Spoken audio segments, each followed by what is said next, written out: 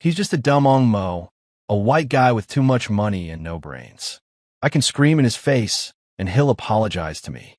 I'm going to take his condo, his cash, and send him back to America with nothing but the shirt on his back. Imagine hearing the person you love, the person you retired halfway across the world for, saying that about you to her secret boyfriend. Most people would scream. Most people would cry. But Dave didn't do either. I received an email yesterday from a subscriber named Dave who is living out his retirement in Kuala Lumpur, Malaysia. He sent me a story that is absolutely bonkers. It involves hidden cameras, a fake Durian export business, corrupt cousins, and a revenge plan so calculated it deserves an award.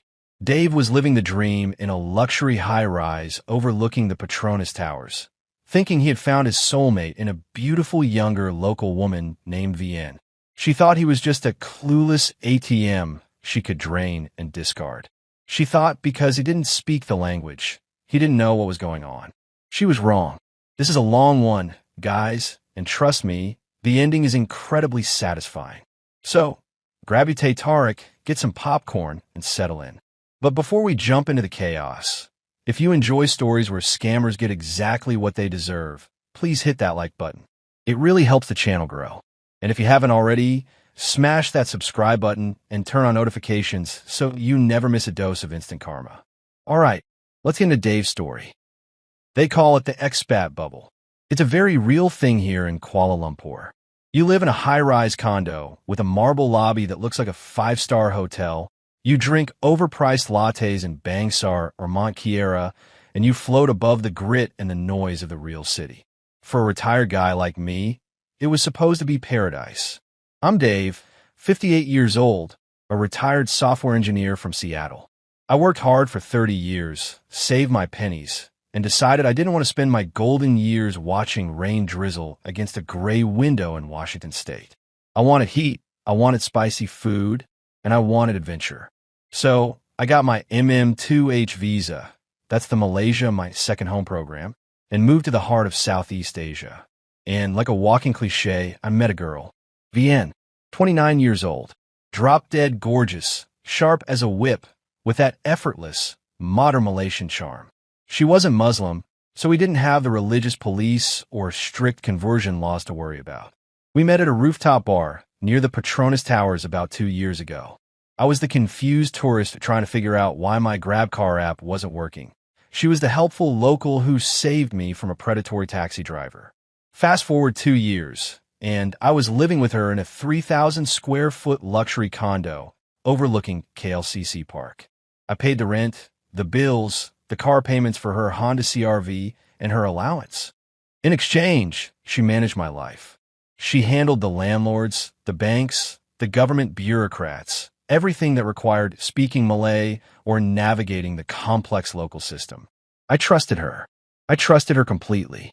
To her, and to her friends, I was just Dave, the smiling, easygoing ong mo, that's slang for white person. I was the yes man. I nodded when I didn't understand, I laughed at jokes I didn't get, and I tapped my credit card whenever a terminal was presented to me. I thought we were partners. She thought I was the dumbest man alive. The day my life fell apart started with a thunderstorm. If you've never been to KL, you don't understand the rain here. It doesn't just rain. The sky opens up and drops an ocean on your head.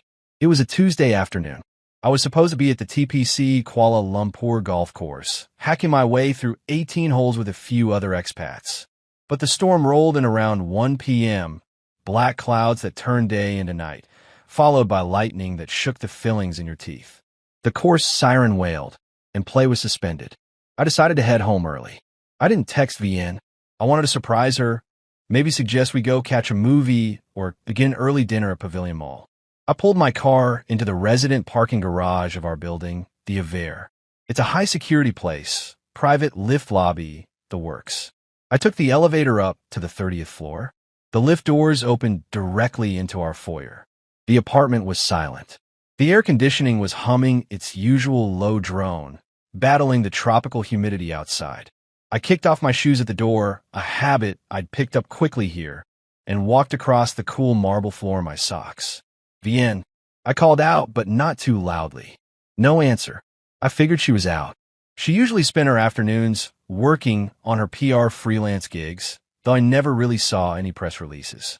I was heading toward the master bedroom to change out of my damp polo shirt when I heard a voice.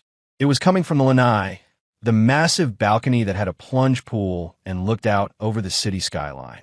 The heavy glass, sliding doors were cracked open just an inch to let the fresh, rain-cooled air in. I walked closer, intending to slide the door open and say hello. But then I froze. Vienne was on the phone, and she wasn't using the sweet, slightly broken English she used with me. She was speaking in a rapid-fire mix of Manglish, Malaysian English, and Cantonese. It's a vernacular I wasn't supposed to understand. But here's the thing about me. I'm a retired engineer. I like to optimize systems. I like to learn. For the last 18 months, while Vienne thought I was watching Netflix or napping, I had been taking online language lessons. I wasn't fluent, not by a long shot, but I knew enough to catch key words. I knew enough to know when I was being insulted. So stupid one, I tell you, Vienne's voice drifted through the crack in the door. She sounded annoyed, nasty. Jason, stop worrying, La. The old man is at golf. He won't be back for hours. I stood there, paralyzed next to a potted palm tree in my own living room. Jason, that was her cousin, the real estate agent who had helped us buy this condo. I can't wait anymore, she continued, her voice dropping lower. But the rain had stopped pounding, so the silence in the apartment amplified her words. He is so my fan, troublesome. Every day, Vienne do this, Vienne do that. I feel like a servant. But the Bodo, stupid/idiot, just smiles and pays. He really thinks I love him. It's disgusting. My stomach dropped.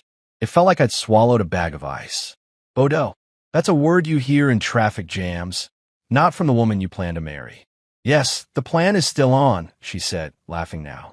A cold, cruel sound. Merdeka Day is next month.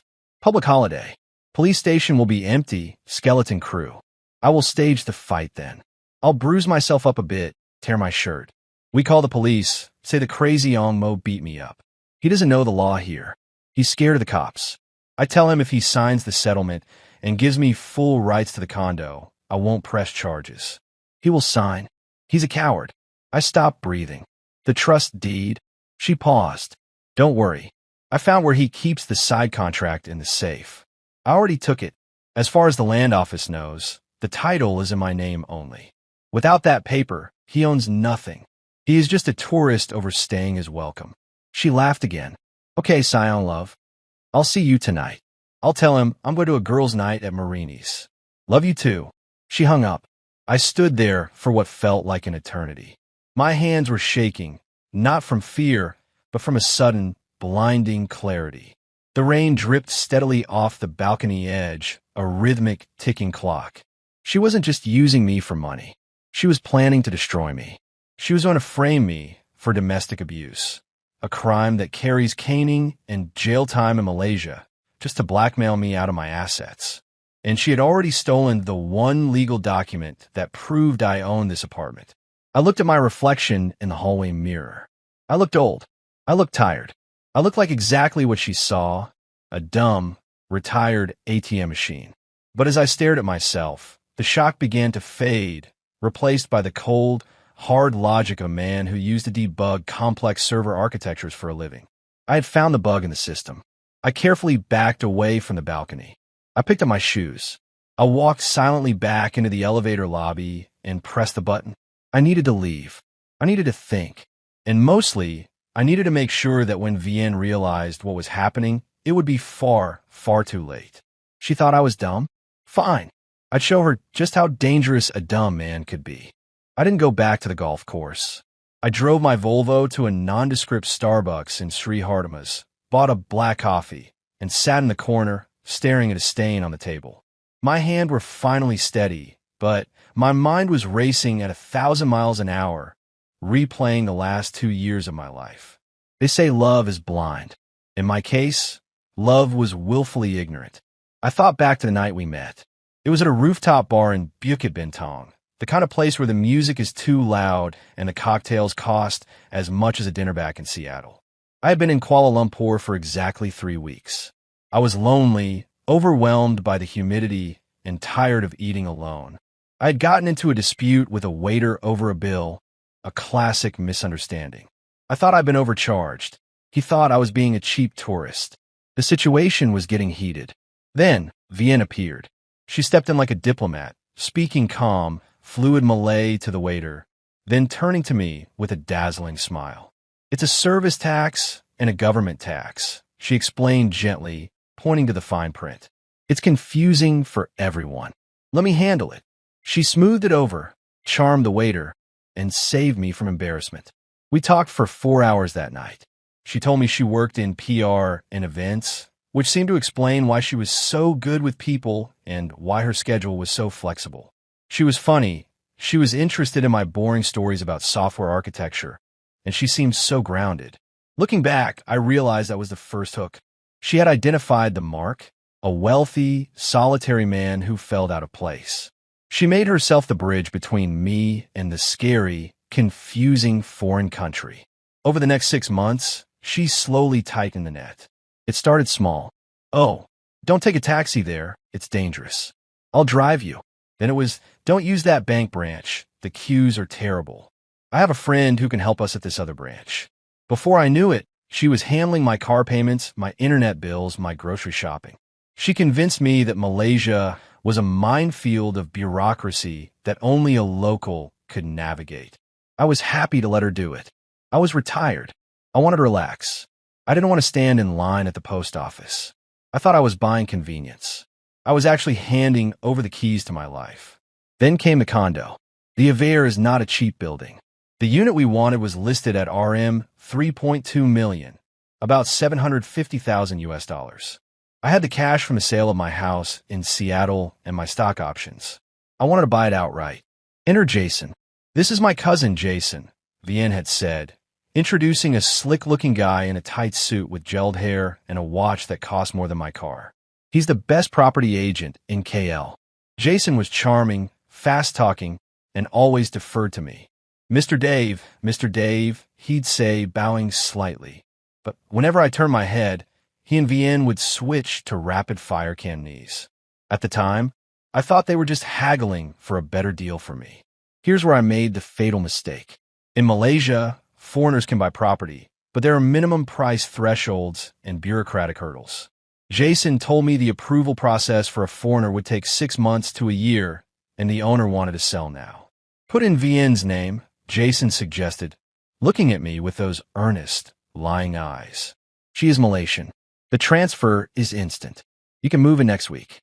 We will draft a side agreement, a trust deed. It states that even though her name is on the title, you are the 100% beneficial owner. It's totally standard. All the expats do it." I hesitated, but Vienne squeezed my hand. "It's just for paper, Dave. I don't want your house. I just want us to have a home." So I did it. I transferred the funds. The title deed to the luxury condo was in Vienne's name. In exchange, I had a trust deed signed by both of us, witnessing that the property was mine. I locked that trust deed in our heavy-duty safe in the master bedroom closet. I sat in Starbucks, crushing my empty paper cup. "I already took it," she had said on the phone. I needed to know if it was true. I needed to verify the damage. I drove home around 6 p.m. I composed myself in the elevator, putting on my best dumb happy husband face. When I walked in, Vienne was on the sofa, watching a Korean drama. She jumped up and hugged me, smelling of expensive perfume, my money. "Sayang. How was golf?" she chirped. "Did you get caught in the rain?" "Yeah," I said, forcing a dopey grin. Storm was crazy. We had to stop at the 9th hole. I just hung out at the clubhouse for a few hours, had a few beers with the guys. Poor baby," she cooed, patting my cheek. "Go shower. We can order grab food tonight." "Sure," I said. "I'm going to jump in the shower." I walked into the bedroom. I waited until I heard the TV volume go back up in the living room. Then, I turned on the shower so the noise of the water would mask any sound. I tiptoed into the walk-in closet. The safe was bolt-anchored to the floor in the corner. I punched in the code. Beep, beep, beep, beep. Click. The heavy door swung open. My heart was hammering against my ribs. At first glance, everything looked normal. My passport was there. Some emergency cash. The folder labeled House Documents. I opened the folder. The sale and purchase agreement was there. The renovation receipts were there. The straight-of-title copy was there. But the trust deed, the 5-page document prepared by the lawyer that stated Vienne was merely a nominee and I was the true owner, was gone. She hadn't taken the whole folder. That would have been too obvious. She had surgically removed the only thing that protected me. Without that paper, under Malaysian land law, she was the registered proprietor. The indefeasibility of title meant the house was hers. If I tried to claim otherwise, it would be my word against hers, and she had the official government title. I closed the safe and locked it. I stared at the metal door. She had stripped me of my legal protection. Next, she would strip me of my reputation with the abuse allegations. Then, she would take the settlement money. I stood up and looked at my hands. They were trembling again. But this time it wasn't shock. It was rage. Pure cold rage. I wasn't going to confront her. Not yet. Confronting her now would be suicide. She'd just call the police immediately, scream abuse, and I'd be in a cell before I could explain what a trust deed was. No, I needed leverage. I needed evidence. And I needed to introduce a variable into her equation that she and cousin Jason hadn't accounted for. I turned off the shower, wrapped a towel around my waist, and walked out to the living room, drying my hair. "Hey, honey," I shouted over the TV.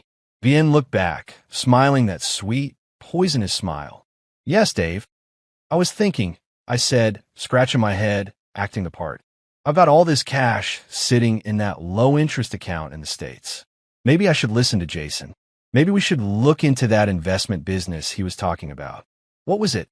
"Durian Export." Vienne's eyes lit up. I saw the greed flash across her face like a neon sign.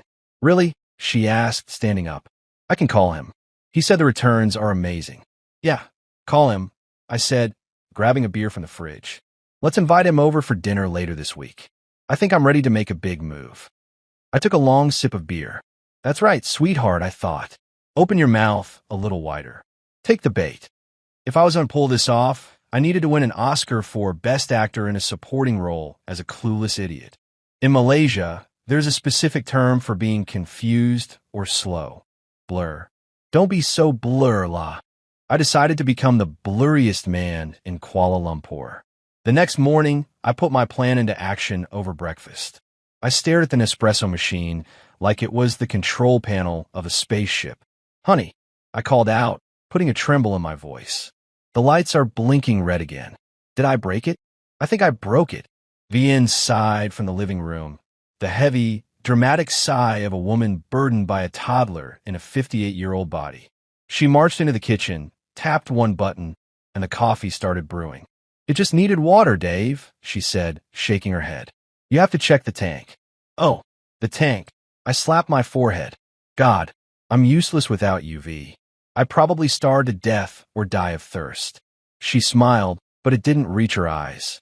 "Yes, you probably would. Just go sit down. I'll bring it to you. Hook, line, and sinker." She was getting cocky. The more incompetent I acted, the safer she felt. She thought my brain was softening along with my waistline. That afternoon, I told her I was in a Loyat Plaza. "Loyat?" She wrinkled her nose. "Why? It's so noisy. It's full of sweaty nerds. My old iPod broke," I lied. "I want to see if those guys on the top floor can fix the hard drive. I have all my classic rock on there." "Okay." She waved a hand dismissively. "I have yoga at 2 p.m. anyway. Have fun with your old junk." Loyat Plaza is the beating heart of tech in KL. It's 7 floors of chaos, wires, and flashing lights. To the uninitiated, it's a nightmare. To a retired engineer, it's Disneyland. I walked in, dodging the guys at the kiosk shouting, "Boss." "Phone screen?" "Boss." "Repair." I took the escalator straight to the 4th floor, bypassing the flashy consumer stalls for the serious shops tucked in the back corners. I found a shop I'd browsed before, Spy Gadget Kale. Subtlety isn't their strong suit. I walked in and spoke to the owner, a guy named Ah Kyong. I dropped the confused uncle act immediately. "I need 3 4K pinhole cameras with wide-angle lenses," I said, my voice flat and businesslike. "Motion activation, night vision, local SD storage, and cloud backup capability." and I need them hidden in something that looks like a standard humidistat or air purifier. Akiong looked at me, then at my credit card, then back at me. He nodded respectfully. I have smoke detectors. Look exactly like the ones in condos. Battery life, 3 months. Wi-Fi enabled. Perfect. Give me 3. And a high-gain audio bug disguised as a USB charger. I left them all with a bag full of computer parts and a receipt that I promptly shredded. Installation was terrifyingly easy. 2 days later, I told Vienne I was going for a 3-hour wellness massage at the Mandarin Oriental. I drove out of the garage, waited 10 minutes, and then sneaked back in through the service elevator, which didn't require a key card for the residential floors during the day. Another security flaw I'd noted months ago. The apartment was empty. Vienne was actually at her yoga class, which I assumed was code for a strategy meeting with Jason. I worked fast. I swapped the smoke detector in the living room. I placed the second one in the master bedroom. I plugged the innocent-looking USB charger into the outlet behind the kitchen island, right where she usually took her calls. I was back in my car and driving out of the service entrance in 45 minutes. I spent the rest of the time sitting in a park, eating nasi lemak, and checking the camera feeds on a secure app on my phone. The picture was crystal clear. The audio was studio quality. The real payoff came that Friday. I had told Vienne I was going to the gym for a personal training session to get in shape for our future. Good for you, Dave, she had said, practically pushing me out the door. I went to a cafe down the street, put on my noise-canceling headphones, and opened the app. 10 minutes after I left, the front door opened. It wasn't yoga time. Jason walked in. He didn't even knock. He kicked his shoes off and flopped onto my Italian leather sofa like he owned the place. Walao. Traffic was jammed like hell, Jason complained. Vienne walked into the frame, handing him a Coke. Don't complain. We're almost there. Biong Mo is getting the money ready. Is he? Jason laughed, scratching his stomach. He really believes the Durian business story? That guy is an idiot. He's not just an idiot, Vienne said, sitting on the arm of the sofa. He's a lembu cow. You just lead him by the nose. Yesterday, he couldn't even figure out the coffee machine. I think he's getting senile. Good, Jason grinned. Easier to scare. So, Merdeka Day. Yes, Vienne nodded. August 31st. Everyone will be watching the parade. We do in the morning. I'll start screaming around 10 a.m. You wait in the fire stairwell. When you hear the glass break, you come in. I hit him, Jason asked, sounding a little too excited. No, don't touch him. Vienne snapped. If you hit him, he can counter-sue for assault. You just restrain him. Act like the hero.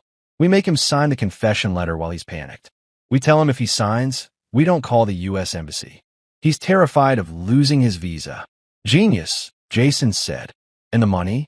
He's transferring the $200,000 for your company next week. Once that clears, we strike. What if he fights back? Vienne laughed. It was the same laugh I'd heard that first day. Jason, look at him. He wears socks with sandals. He apologizes to the furniture when he bumps into it. He won't fight. He'll fold like a cheap plastic chair. I took a screenshot of Jason's face. Socks with sandals? Okay, that one hurt a little. But she was wrong about the rest. I wasn't a cheap plastic chair. I was a steel trap.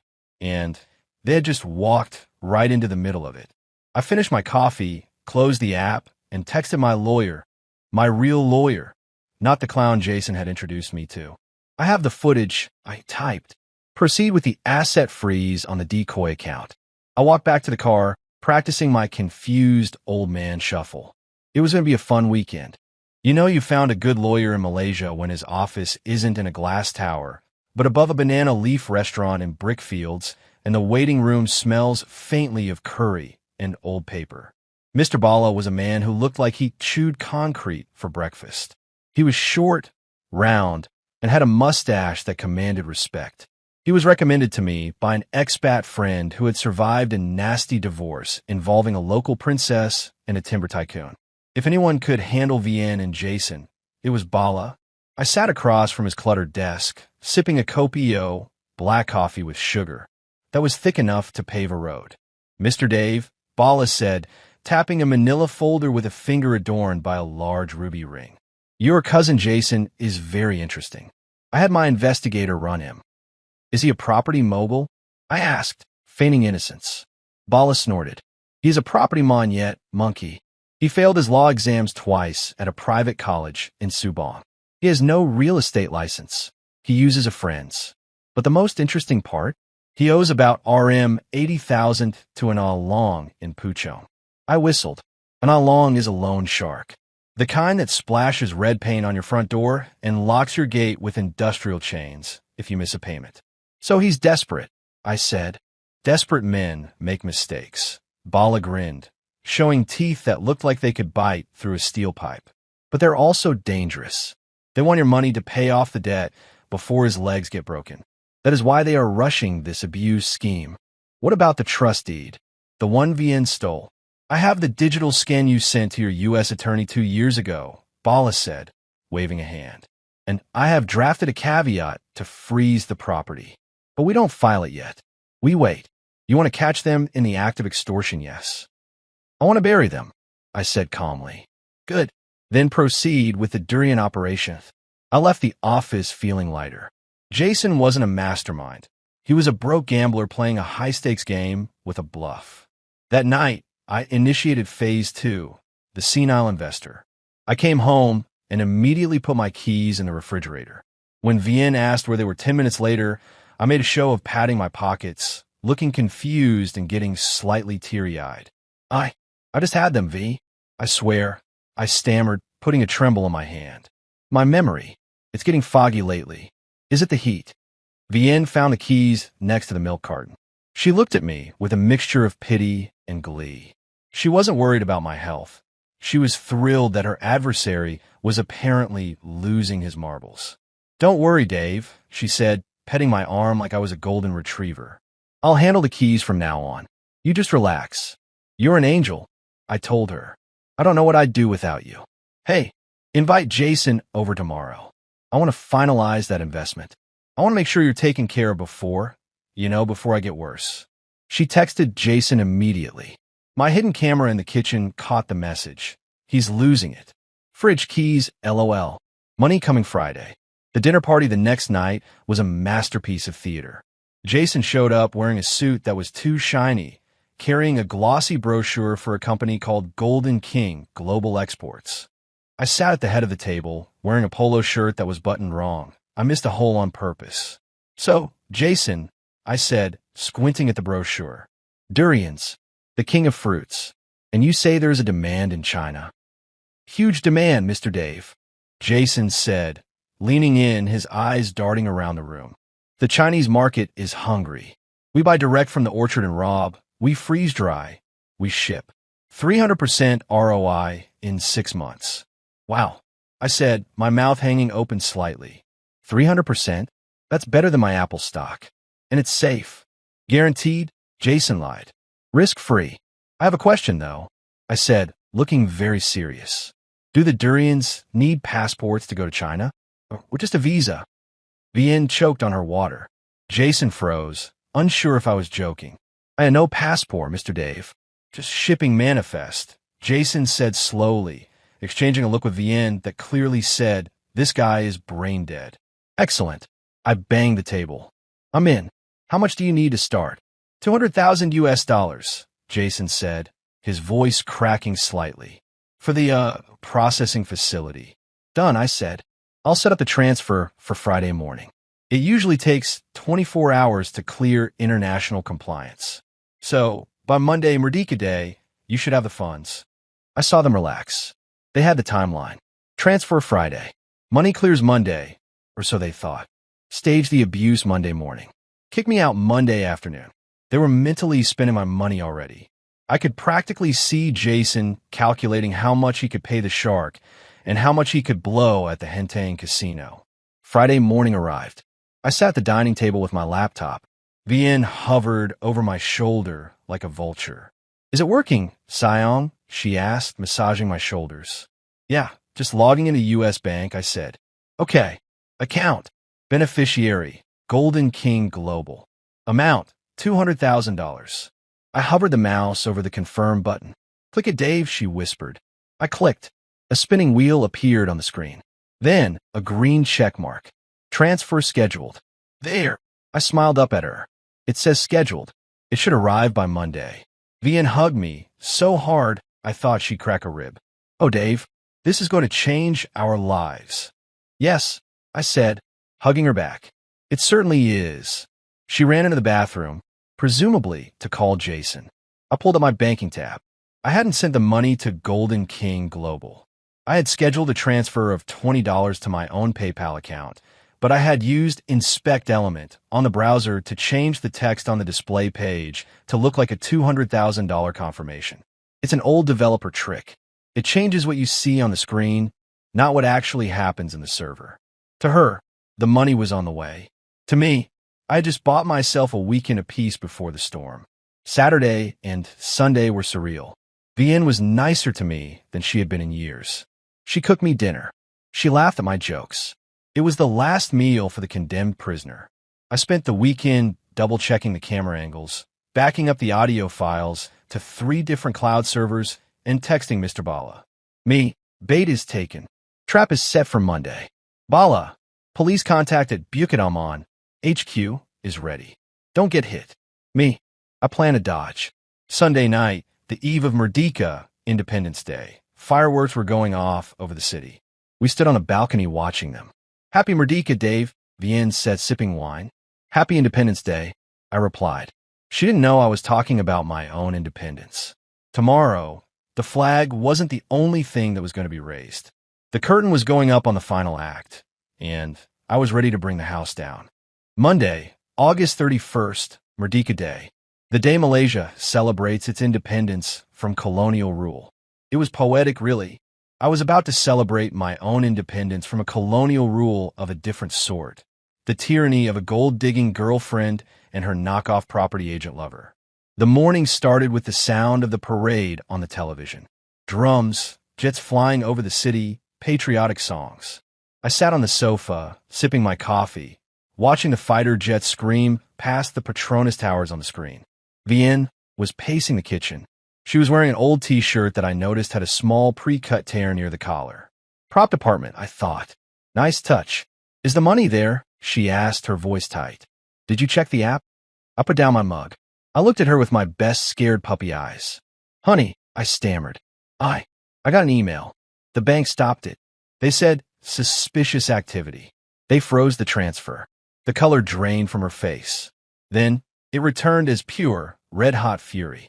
The $200,000 was gone. The plan to steal the money and the condo was crumbling. She had to pivot.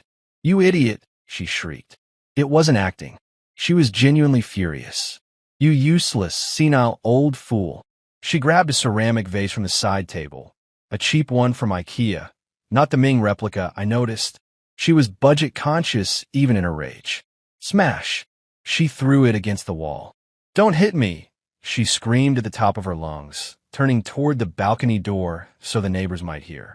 Dave, please stop hitting me. I hadn't moved. I was still holding my coffee mug. Vian, the neighbors. Shut up, she hissed. Then she reached up and ripped the collar of her shirt, widening the pre-cut tear. She raked her fingernails down her own cheek, leaving 3 angry red welts. Help! Help! He's killing me, she wailed, throwing herself onto the floor. It was a performance that wouldn't have made it into a high school play, let alone a telenovela. But it was the cue. Bam! Bam! The front door shook. Then, the sound of a key turning in the lock. Jason burst in. He wasn't wearing a suit today. He was wearing jeans and a tight black t-shirt, trying to look tough. In his hands, he held, I kid you not, a field hockey stick. I didn't even know we owned a field hockey stick.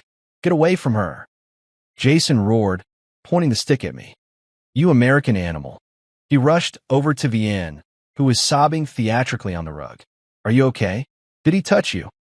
He slapped me, she sobbed, burying her face in Jason's chest. He said he's going to kill me if I don't give him the house. Jason stood up, puffing out his chest. He looked at me with a sneer. Okay, Mr. Dave. That's it. I'm calling the police. Domestic abuse. Section 323 of the Penal Code. You go to jail, then they deport you. Bye-bye, Malaysia. I stayed seated. I took a sip of coffee. Jason, I haven't moved from this spot. Shut up. Jason swung the hockey stick near my head, hitting the sofa cushion. A cloud of dust puffed up. You want to settle this? You want to stay out of Sungay, below prison. He pulled a crumpled piece of paper from his back pocket. Sign this, he commanded. It's a confession and a transfer of ownership. You signed a house to VN as compensation. And he pulled out his phone. Since the bank transfer failed, you transfer your Bitcoin to this wallet. Now, do it, and I won't call the cops. We let you fly home to America. Bitcoin, I asked, blinking. But I don't know the password. Don't lie. VN snapped, dropping the victim act instantly. It's in your phone notes. I saw it. Transfer the 5 Bitcoin. Now, 5 Bitcoin. At current market rates, that was nearly $300,000. They were getting greedy. I looked at the hockey stick. I looked at the broken vase. I looked at the two of them, sweaty, desperate, and smug. I set my coffee mug down on the coaster. I stood up. I didn't use my hands to push off the knees. I stood up straight, rolling my shoulders back. I let the confused old man posture drop away like a heavy coat. Jason, I said. My voice was different.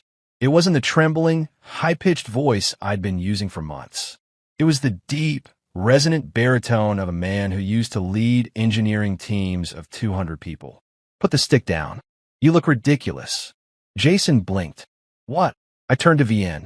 And then I did the one thing they never expected. I spoke. You do a korni miamang humba, I said. My instinct almost befit. You two are really useless. Lakonan majam kayu. Your acting is like wood/stiff. VN's mouth fell open. She looked like she had been slapped by a ghost. You speak Malay? The silence in the room was heavier than the humidity outside. I pointed to the ceiling corner where the smoke detector blinked innocently. 4K camera, motion-activated cloud backup. I pointed to the air purifier. Camera 2. I pointed to the USB charger behind VN. High-gain microphone. I have you recording this entire assault plan since last Tuesday. I have you admitting to the trust deed theft. I have you, Jason, admitting to your gambling debts with the all long in Puchon. Jason's face went from angry red to a pale, sickly gray. The hockey stick lowered slowly. You recorded us? VN whispered. I'm a systems engineer, VN, I said, walking over to the sideboard and pouring myself a whiskey. It was 10 a.m., but I felt I'd earned it. I built security protocols for data centers. You thought because I wear socks with sandals and struggle with an espresso machine that I was brain dead. That's the problem with you scammers. You underestimate the mark. This is illegal, Jason stammered, trying to regain ground. You can't record us. It's privacy. In my own home. I laughed. Actually, under the law, I can protect my property. But you know what is illegal? Extortion. Conspiracy to commit fraud. Filing a false police report.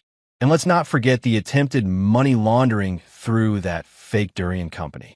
VN stood up, her eyes darting around the room, looking for an exit. Dave, baby, wait. It's not what it looks like.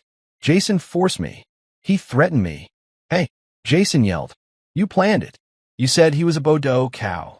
I don't care who planned it, I said, checking my watch. Because the police are already downstairs. And not the neighborhood beat cops you were hoping for. I called the Commercial Crime Investigation Department about an hour ago. They're very interested in the crypto extortion angle. As if on cue, the buzzer for the front door rang. BZZZZT. I walked over to the intercom. I pressed the button. Yes. Polis. A crackly voice came through. Mr. David? We are coming up. I turned back to the happy couple. VN was trembling, but this time it wasn't acting. Jason looked like he was about to vomit on my Persian rug. Happy Merdeka, I said, raising my glass. Now, sit on the sofa and don't move. The show is over. The Royal Malaysia Police, PDRM, do not mess around when they smell a high-profile fraud case involving a foreign national. It looks bad for tourism, and if there's one thing Malaysia protects fiercely, it's its reputation as a welcoming second home. 2 officers in dark blue uniforms stepped into the foyer, led by a plainclothes detective who introduced himself as ASP, Assistant Superintendent, Razak. He didn't look like the type of guy who accepted coffee money, bribes, to look the other way. He looked like the type of guy who ate nails for lunch. Mr. David? Razak asked, nodding at me. We received your lawyer's digital packet this morning. Salamat Pajai Tuan. Good morning, sir, I replied, shaking his hand. Everything is on the iPad on the counter. The assault fabrication starts at timestamp 9:45. The extortion attempt is at 10:12. Vien was hyperventilating on the sofa. Jason, however, decided to try one last Hail Mary. He straightened his cheap t-shirt and put on his property agent smile, though it looked more like a grimace. Officer, Jason said, stepping forward. This is a misunderstanding. Domestic dispute. The American became violent. I was just defending my cousin. Razak looked at the field hockey stick lying on the floor. Then he looked at Jason. Your cousin? Razak raised an eyebrow. Is that why we found text messages on your phone discussing how to launder his money through a fake Durian company and rob? And discussing, what was the phrase? Bleeding the pig dry? Jason's mouth opened and closed like a koi fish. Vien suddenly shrieked. It was him. It was all Jason. He has gambling debts. He threatened to hurt me if I didn't help him. You liar. Jason shouted, turning on her. You came to me. You said the old man was senile. You said he had millions in crypto. Enough, Razak barked. You can discuss who is to blame in the low-cap. Lock up. Cuff them. The uniformed officers stepped forward. The click of the handcuffs was the most satisfying sound I have ever heard. Better than a winning slot machine, better than a perfect golf swing. As I hauled Vien up, she looked at me. Her mascara was running down her face, mixing with the fake blood scratches she had inflicted on herself. She looked tragic. She looked broken. Dave, she whimpered, switching back to the baby voice. Please. I love you. Don't let them take me. I'm scared. I walked over to her. I leaned in close so only she could hear. Jangon Rizzo, don't worry, I whispered. You won't be lonely. I hear the prison food is very spicy. Then, loudly, in English, goodbye, Vien. The code to the safe is 1-2-3-4. You should have just asked. But then again, there is nothing inside but an empty folder. My lawyer in Seattle has held the original deeds since day one. Her face crumbled. That was the final knife twist. The theft she had committed, the risk she had taken, it was all for nothing. As they were marched out into the hallway, I saw several neighbors peeking out their doors. In Malaysia, we call them busybodies, but today I didn't mind. Let them watch. The aftermath was a blur of legal paperwork, but for once I enjoyed it. Mr. Bala, my pit bull of a lawyer, had a field day.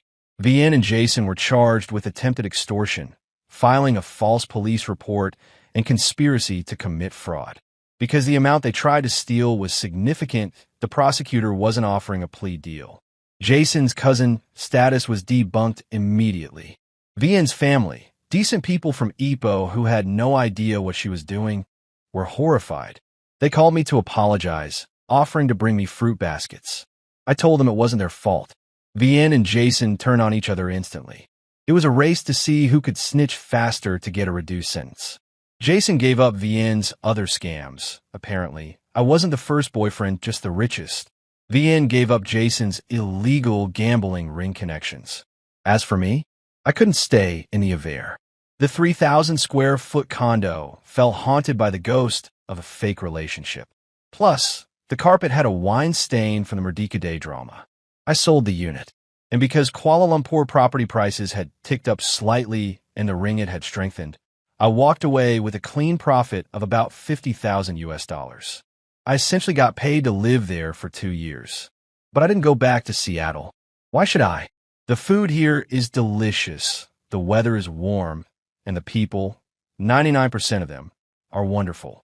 I wasn't going to let 2 bad apples ruin the whole orchard. I moved north to Penang, Georgetown to be specific. It's an island laid back, full of history and heritage shophouses. I bought a beautiful pre-war place, renovated it, using a reputable contractor this time, and I spend my days eating nasi kandar and learning Hokkien. I'm dating again, too. A nice lady named Sarah. She's a retired school teacher. She has her own pension, her own house, and she doesn't call me dumb when she thinks I'm not listening. Sometimes, when I'm sitting at a capitium sipping my coffee, I see fresh-off-the-boat expats walking around. They look sweaty, confused, and overwhelmed. I see the sharks circling them, the friendly locals offering special deals and cousin discounts.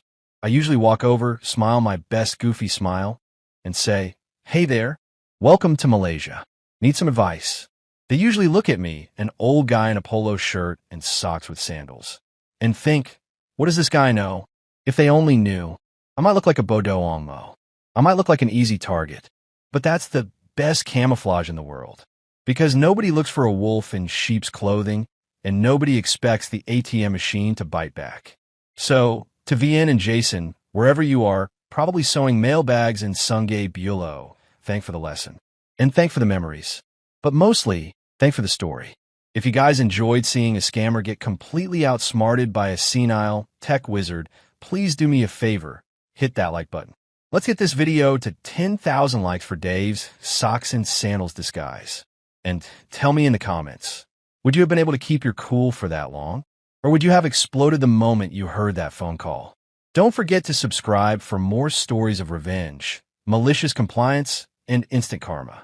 Thanks for watching, and stay safe out there. Don't be blur.